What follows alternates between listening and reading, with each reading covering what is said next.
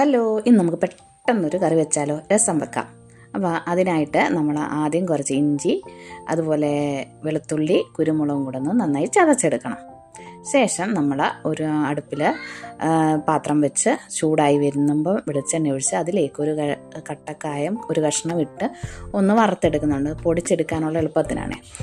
പിന്നീട് ആ എണ്ണയിലേക്ക് തന്നെ നമ്മൾ കടുകിട്ട് പൊട്ടിച്ച് ആദ്യം അതിനകത്തേക്ക് 3-4 കൊച്ചുള്ളി വട്ടത്തിലരിഞ്ഞതും കരിയാപ്പിലയും കൂടെ ഇട്ട് കൊടുക്കുന്നുണ്ട്.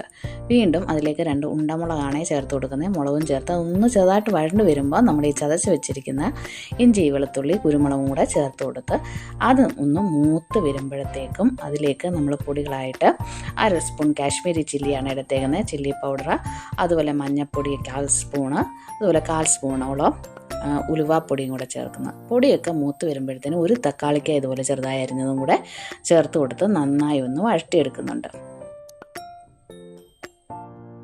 ഇത് നന്നായി ഒന്ന് വഴന്നു വരുമ്പോഴത്തേനും നമ്മൾ നേരത്തെ ആ വറുത്ത് വെച്ചിരുന്ന കായം അത് പൊടിച്ചതും കൂടെ ചേർത്ത് കൊടുക്കുന്നുണ്ട്.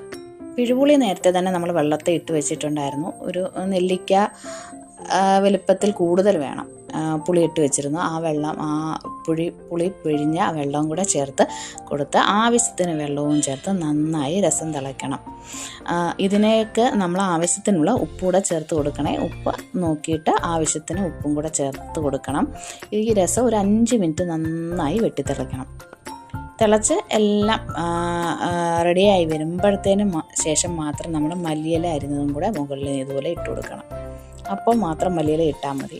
ഇത് നമ്മുടെ വയറിലെ അസ്വസ്ഥതകൾക്കും ഉണ്ടാകുന്ന ഗ്യാസിനുമൊക്കെ നല്ലതാണേ. അപ്പോൾ എൻ്റെ ചാനലും കൂടെ ഒന്ന് സബ്സ്ക്രൈബ് ചെയ്യണേ.